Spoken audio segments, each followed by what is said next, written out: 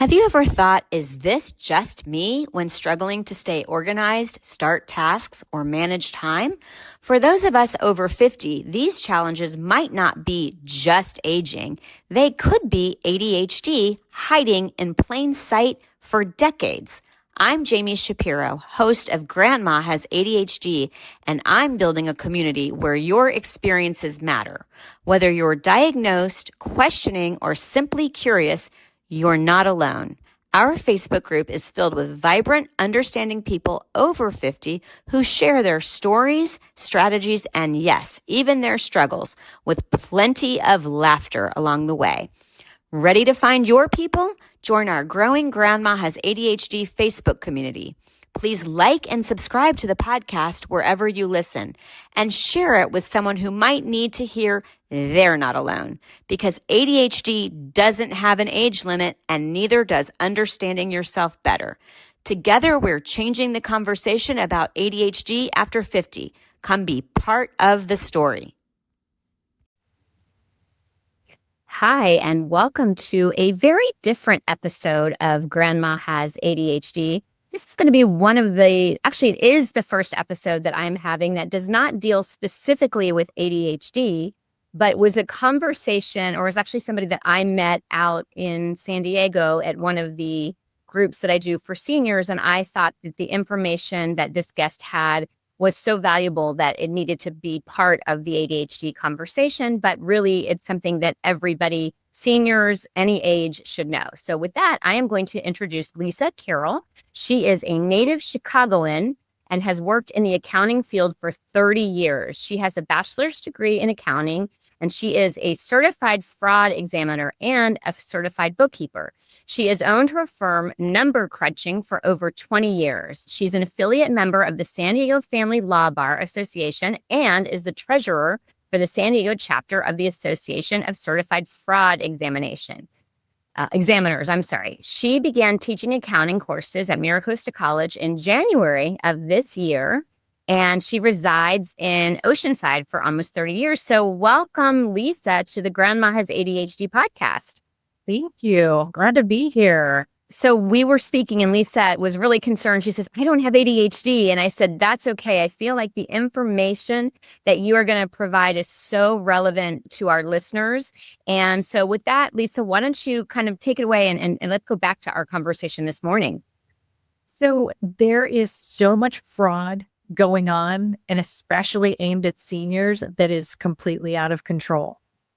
Just between 2018 and in 2023, the amount of fraud and the amount of money that people have lost has grown exponentially. It went from 500,000 to 3.4 billion. And people are just losing money left and right to this. Why do you think seniors are more susceptible to this? Part of it is because they're lonely. If they get a phone call and they might, just be wanting to talk to somebody. Romance scams, friendship scams, those seem to be really prevalent. Facebook friend scam. But also if there's diminished mental capacity. Mm-hmm. And that can play a big part into some of the confusion and not picking up on the details of the scam itself, not seeing the discrepancies. And that was actually one of the reasons I specifically wanted to have you on, is because people with ADHD and aging, that they're going to have a lot more issues with executive function. They're not going to notice details. We tend to be, either, in the moment that we're in, or, we brushed it aside. So share with me, some of what people should look for and how you got involved in this. So some of the things that I think people need to look for are discrepancies. So let's say you have this friend, this new friend, or this new romantic partner, and it's online. It's online. Mm-hmm. Maybe you're watching a video or a recording or some kind of FaceTime. What you're really looking for are the discrepancies. And they can be really difficult to spot. One of the reasons I became a fraud examiner is because I'm very detailed and can spot when something's wrong. I see the world in patterns. I see things. And so when there's a mismatch in the pattern, that's when I kind of zero in on and go, I think there's a problem here. But when you are subjected to the friendship scam, the romance scam, even some of these text messages and emails that we seem to all be getting now, unless you can stop and say, I'm going to take a step back here. What they said here doesn't quite match what they said yesterday. Those are the discrepancies that we need to be looking out for. And that's actually going to be a big challenge for people with ADHD, as I shared with you, because we don't tend to get into the fine details unless it's something that we really are passionate about. And then, we notice everything. Okay. So, as I shared with you, when you have ADHD, your brain is going so quickly, you really don't pay a lot of attention to details. So what advice would you give somebody, again, who maybe falls into that category? Like, how can we notice the discrepancies? I would say the first thing is stop. Okay. Stop and take notes. If Jamie, you and I are having a conversation, I am notorious for taking notes. If it's business or something like that, but I'll take notes. I'll make a note of what somebody's saying. I have a pretty good memory for what people say, which can be very annoying, especially in a family argument, because no, he said this and then she said that, and then that follow along. But in a friendship or romantic situation, who takes notes? Right. But if we're somebody that we know that we have a problem with detail, take a few notes. One of the romance scams that I read about, what the victim noticed was that on this one day, her boyfriend said, "Oh yeah, my son and I, we never fight. We never fight." But then a couple of days later, he's like, "We're always fighting. I can't stand it." There's a discrepancy. And then she started to realize, something's not right here. And she kind of glossed over it, but then she remembered later on.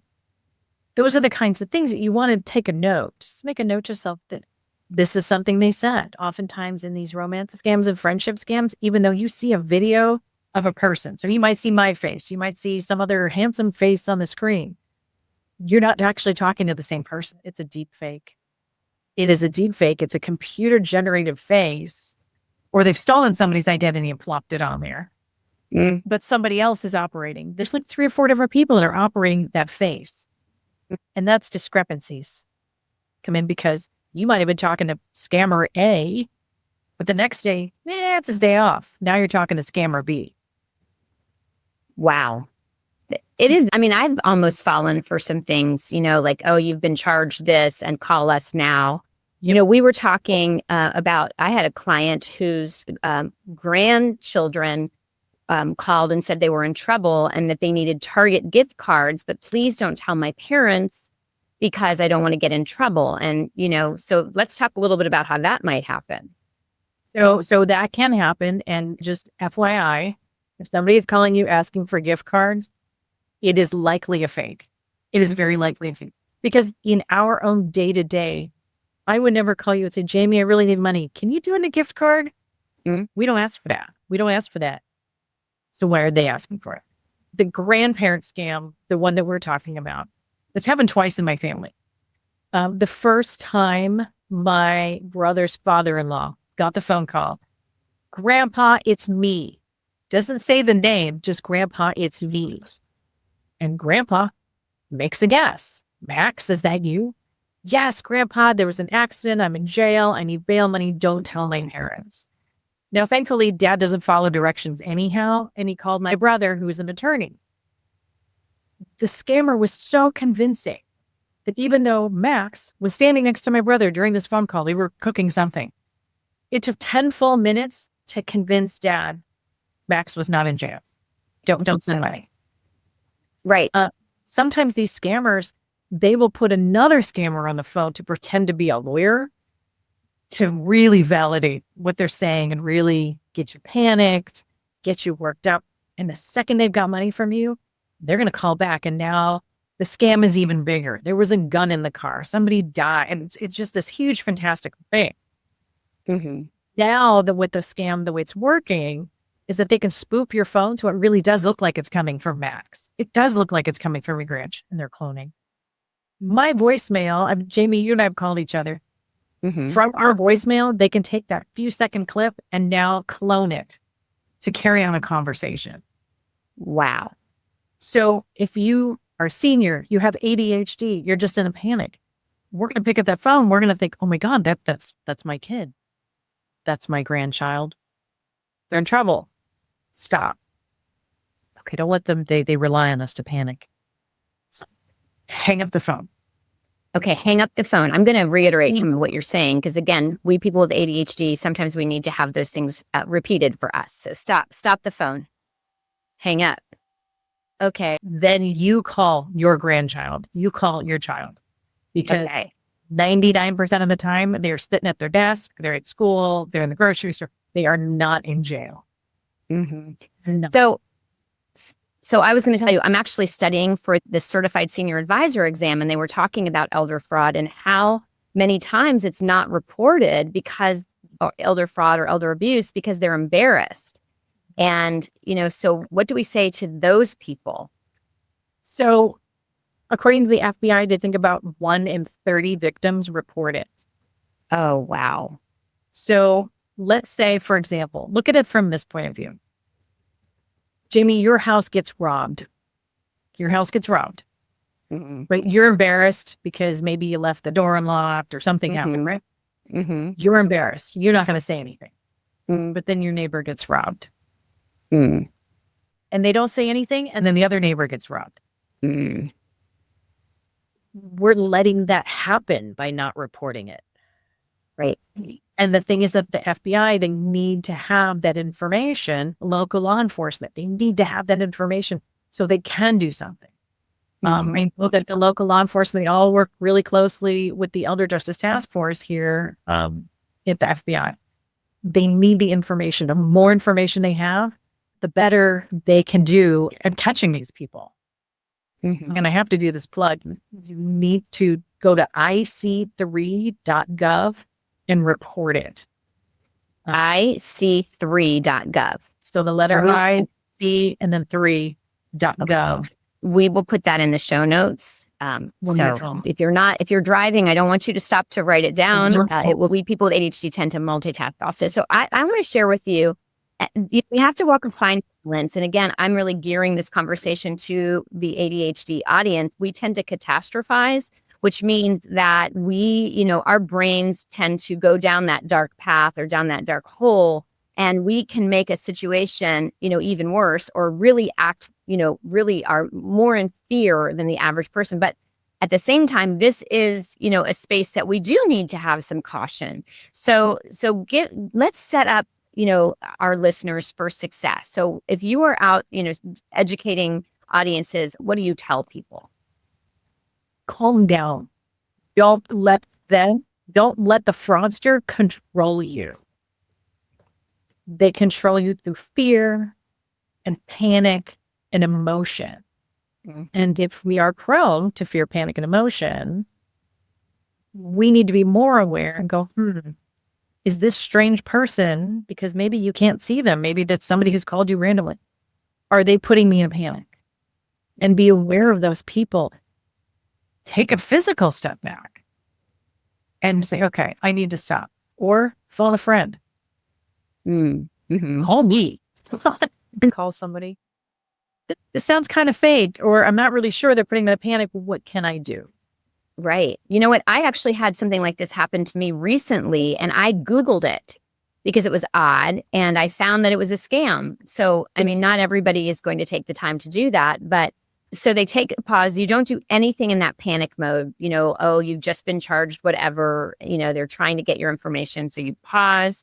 If it's a family member who calls you, then you want to hang up the phone and call them back.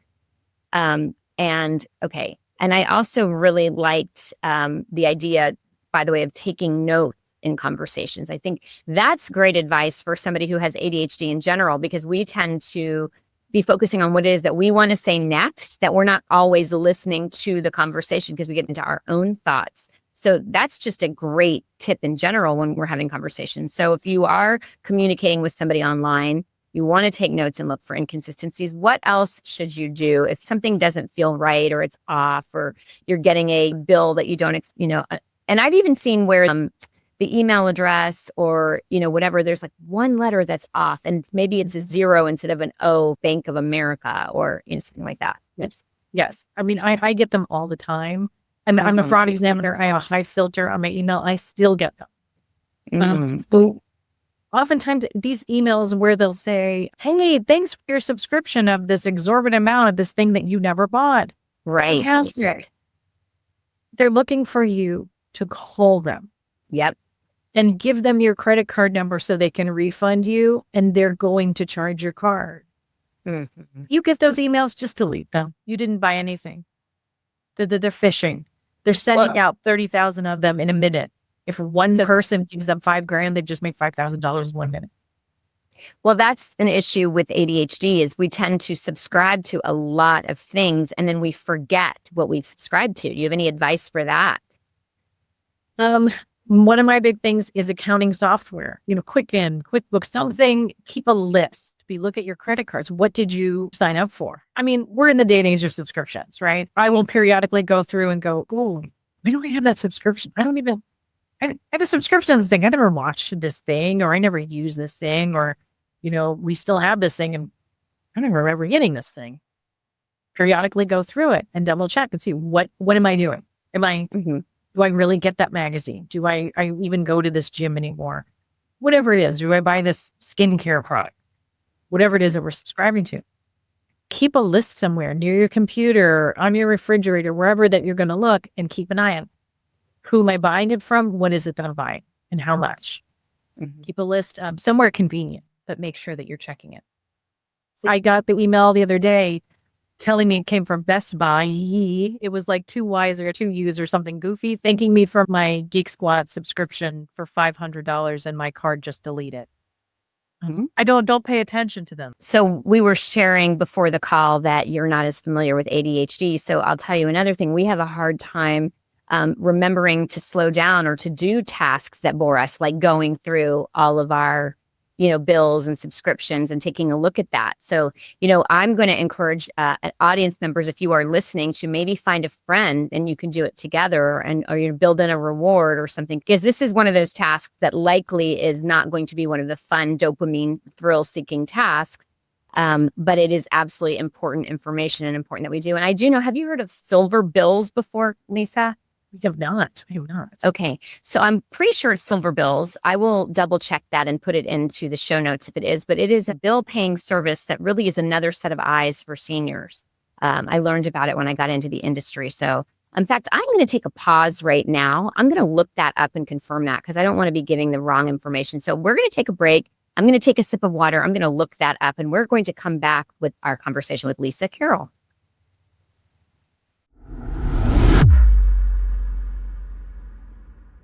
Ever wondered why helping a loved one declutter feels like speaking different languages? I did, especially with my mom. It wasn't until I founded Silver Linings Transitions, helping San Diego seniors organize and move for over a decade, that I discovered why. We all experience clutter differently. And for those of us with ADHD, it's a whole other world. If you are listening in the San Diego area and feeling stuck with moving, paperwork, photos, or home organization, our team at Silver Linings Transitions gets it. We understand ADHD's unique challenges, and we won't just help you get organized. We'll create sustainable systems that finally stick. Schedule a consultation with our team today at 760-522-1624. That's 760-522-1624, or find us at silverliningstransitions.com. We are back. I am, again, really happy to have Lisa and to be able to provide this information to our audience. While we were on break, I did confirm that the company is silverbills.com, silverbills.com. Lisa, I shared that resource with you, but it was one that I learned about when I first started working with seniors. That is an extra set of eyes that can help people, who are bill paying online. And I will tell you personally, and maybe I'm an oversharer, but I did decide to pay, everything with an auto pay. I'm now using at least a virtual card.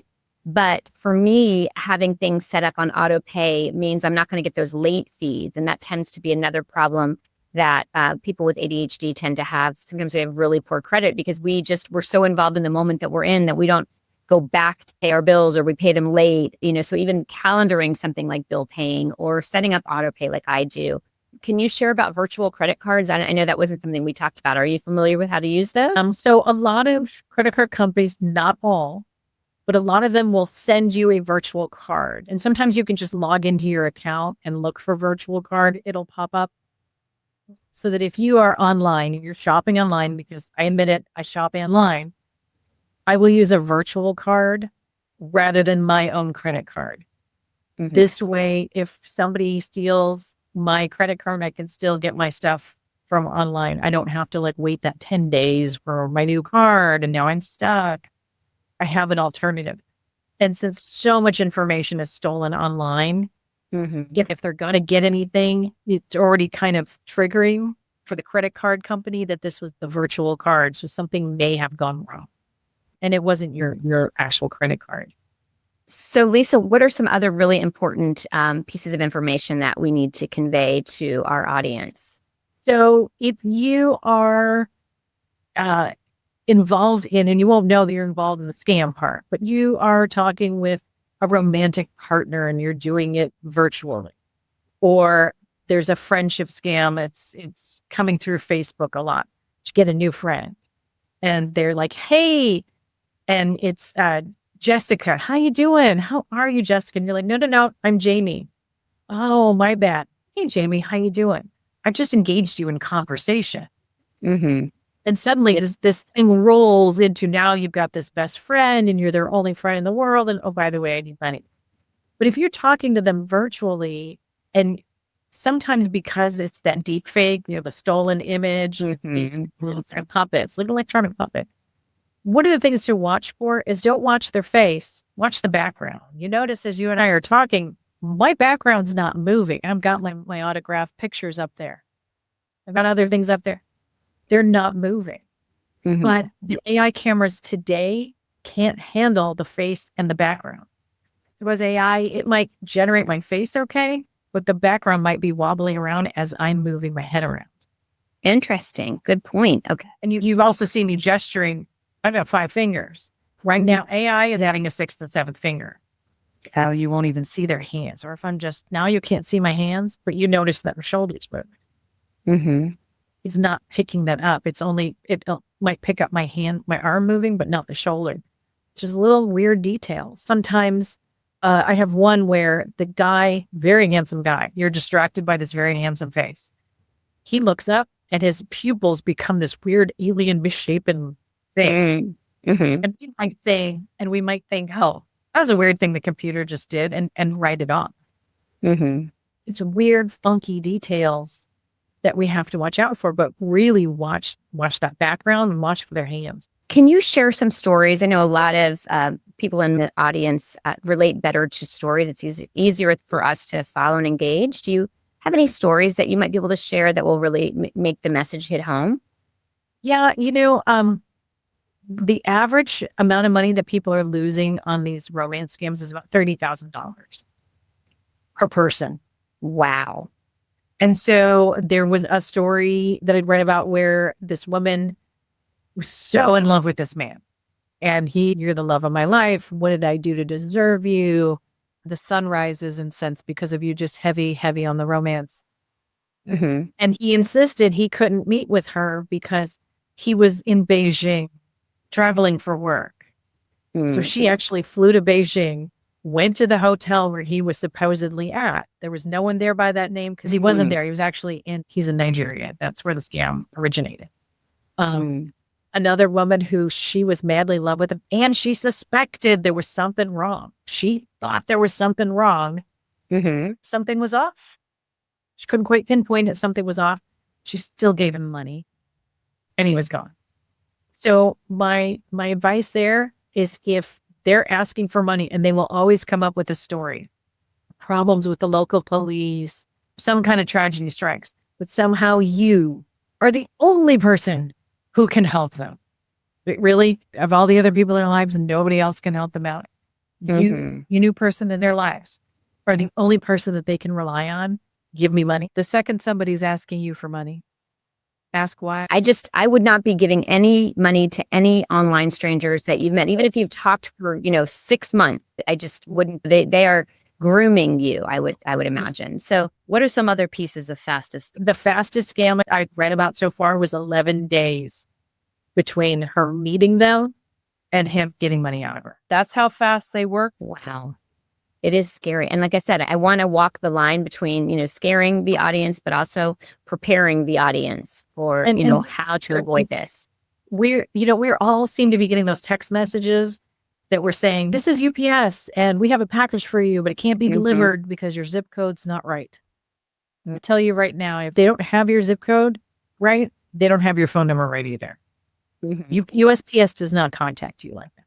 Sometimes when you look at the phone number that's sending this message, it's in Singapore. It's like 62, and then the phone number, and they're not even trying to make it look like it's coming. I mean, I get emails all the time that are scam. And my absolute favorite one is the one that tells me that I have erectile dysfunction. I'm going to say right now on this podcast, I do not have erectile dysfunction. Well, that is good to know. We just now had to change the content from PG. One of those things that when I get these crazy messages or I get text messages that say that there's a problem. Yeah. I mean, that, like I said, you've offered some great advice for people with ADHD, anyone in general, but really for people with ADHD. Any other really important things we need to talk about so that I always hate when I do an interview and I'm like, I should have said that. Anything that I didn't ask you that you want to make sure you've shared? Yes. I have seen on Facebook, this has happened quite a bit, where, sometimes you'll have a friend who goes, hey, my account was hacked. Don't accept a new friend request. They stole my picture, whatever. I actually had a friend recently who, I guess their account had been hacked at some point and replaced with a generic name that could have been androgynous, Chris or Pat, something that was male or female. And the pictures were very androgynous. They could have been male or female. And some of it's so old that I'm like, I can't remember this person. And they're messaging me and they're like, oh, don't you remember me? Blah, blah, blah. And we did this together, yada, yada, yada. And they try to insert themselves into your life, but it's not a name I remember. It's not a face I remember. And I'm very good with faces. Can't remember them. And suddenly it's hey, did you get your money from the government? And they're trying to engage you in this conversation. Right. Well, you know what? That brings up a good thing that I don't know that the audience always knows, that you can adjust your Facebook settings so that what you are posting is friends only. A lot of people really are out there exposing themselves to the world when you definitely can adjust those settings. Yes. Who's paying attention to every single person's account? What I do is I look to see how many mutual friends we have, because like I had a cousin that did that recently, and I'm like, we should have more than 2 mutual friends, given that we are related to each other. So any other parting words before we? My parting words, the biggest one is, if you are scammed, report it. I know there's a lot of fear, especially with seniors, of I can't report it because my kids will find out and they're going to stuff me in a home. There's a huge fear of that. And by the way, having visited several senior communities, I would like to move into some of them, but a lot of them see it as being put away in an asylum or locked up, in the room in a facility or whatever. That's not what it is. But as their children, we need to be aware of how we're talking to our senior relatives. Are we making it so that they're fearful of sharing with us? That's a good point. Don't let them be afraid of telling you something. They should be comfortable with that communication, because if you think about it, if your parents just lost $30,000, $50,000, $100,000 and they're too afraid to tell you because of what you might do, you just lost your inheritance. Right. I had a friend whose mother sent everything to the Publishers Clearinghouse. I mean, those things are they're still happening. So I definitely am glad that we are highlighting that. And again, I think people with ADHD who tend to have other challenges mixed with aging may be even more susceptible. And we tend to carry shame. We're embarrassed because we, aren't the quote unquote neurotypical And so we're even less likely, I think, to bring up issues or, and a lot of times, I don't know if you're aware of this, Lisa, that there isn't proper screening. And some people are afraid they have dementia and it's actually ADHD.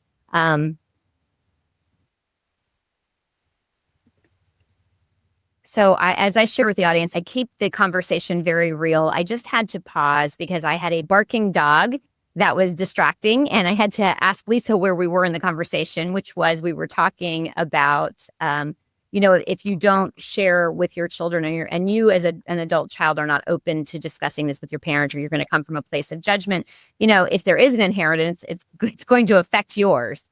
But really, we should be having open conversations. We should always feel, and that is, again, one of the reasons that I do this podcast, just like live and unscrubbed. Well, not live because it is recorded, but we don't edit things out because I feel like it's really important for us to be and live our authentic selves because that just, lends itself to better relationships. And again, when you have ADHD, you already carry a lot of shame, which I am really trying to destigmatize because I think the opposite of that is that we've had these, neurodivergent brains that we've had to make accommodations for ourselves our whole lives. And we should be proud of ourselves because, we have had to sort of MacGyver our way out of situations. But again, Lisa, I had asked you if there are any other tips you want to make sure that you share before we wrap up the conversation. And there are a few things I just want to reiterate as well. The biggest thing is that everybody makes mistakes. Mm-hmm. And I know the shame, it's a big weight that a lot of people carry. You're not the only one. You're not alone. And if you look at it from this point of view of, gee, I feel embarrassed that I was taken advantage of. Look at it now but how can I help the next person and not be taken advantage of? I'm going to report this. I'm going to make sure that I do everything I can to help law enforcement go after these people, help the next person and see what can happen. I mean, I know in some cases, the FBI has been able to recoup some of the funds, not all the time. I mean, it's hard, but I've seen the pictures of people holding their checks to get them back from the FBI, and it's fantastic. It's a great feeling. And they are out there, law enforcement, like your local law enforcement, the FBI, to really want to help you. So help them to help you and to help the next person. How can people who are listening find you? Do you only work with people in San Diego? I mean, who do you serve and how can they find you?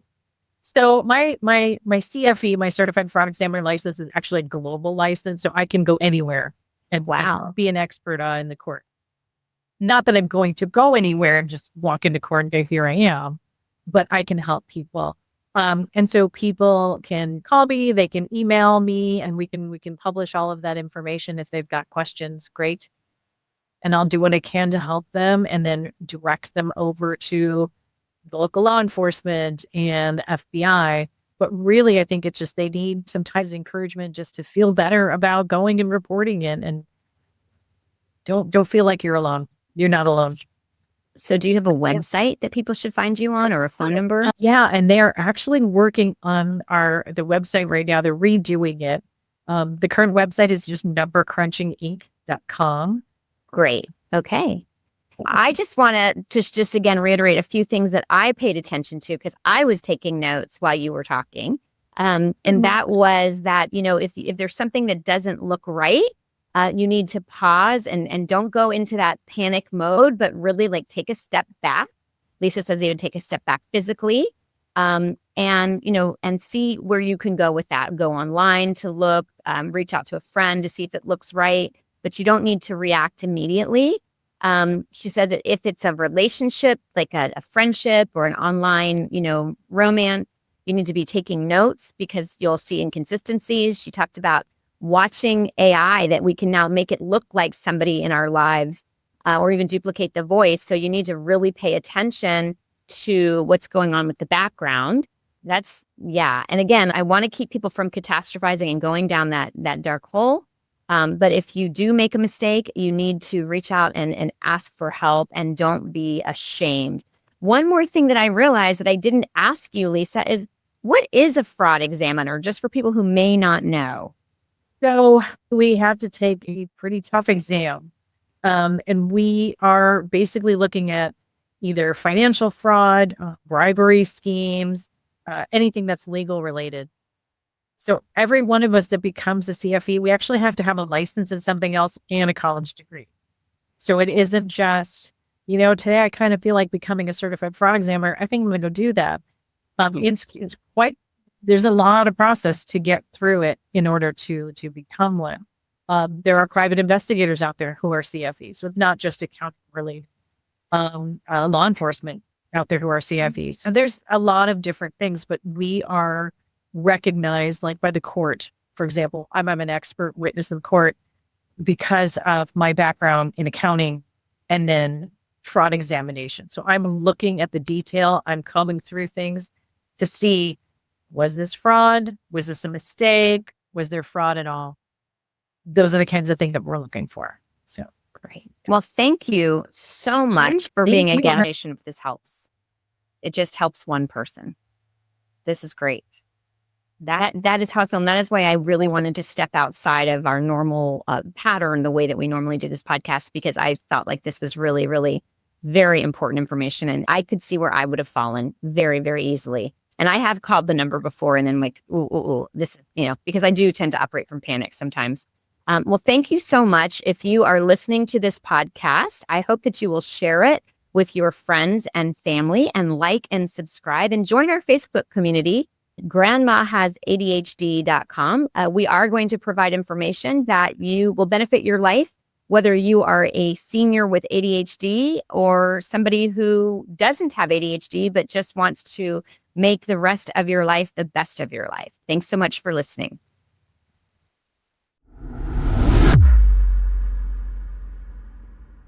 The opinions expressed on Grandma Has ADHD podcast are those of our guests and hosts and are intended for informational and entertainment purposes only. This podcast does not provide medical advice, diagnosis, or treatment. The content discussed in this episode is not a substitute for professional medical advice, diagnosis, or treatment. Always seek the advice of your physician, mental health professional, or other qualified health provider with any questions you may have regarding a medical condition or mental health concern. Never disregard professional medical advice or delay in seeking it because of something you have heard on this podcast.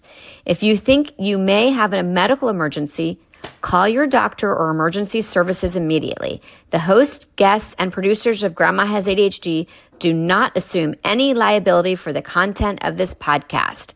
Listen at your own discretion.